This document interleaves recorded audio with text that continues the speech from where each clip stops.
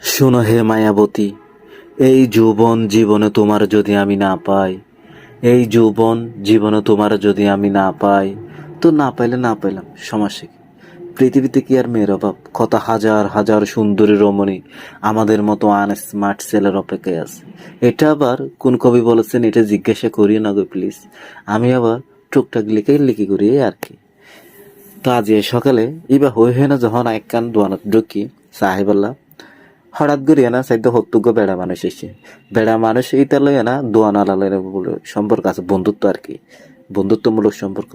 তো ফুয়াইতে বেড়া মানুষ ইতে আয়া না আসিবে হদে ওরা আয়া যে দোয়ানা না দে বহুত দিনের বুঝছে হাস নগরীতে কি দোয়ানা হদে কিয়া কিয়া বন্ধু এঙ্ক হইতো ঘটনা কি ঘটনা খেয়ে আসি তো ইতে হদে বন্ধু গোসল করিবার ডরে আই হাস নগরীর হদ বন্ধু দোয়ানালাই ফুয়াতে বলতে হদ বন্ধু তোলে তুই দূরে থাক, তোর তো গন্ধ উড়ের, তুই বিলিসেম ফাড়ার ডলে না তারপর আইস।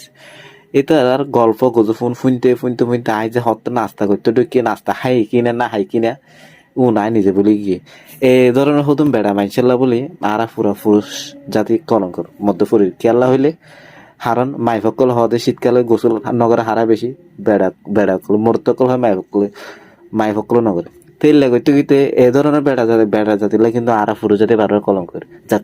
এটা গল্প ফুনে ফুনিয়ে না আই যখন দোয়ানার বিল দিতে গিয়ে দোয়ানার হদ দেবে তুমি কি হাই দেবে গোসা হাই হদ ভাই তুমি চাহ হতে হাইলে আই তো চাহ তাই যে না বানাই চুলা তুলে চলে দি এ দোয়ানার হতা ফুনি আই তো বুঝি ফাঁচি দেখি আজ জিন্দিগি থামা থামা লাইফ গুনা গুনা গুই দিয়ে না। শুনো হে মায়া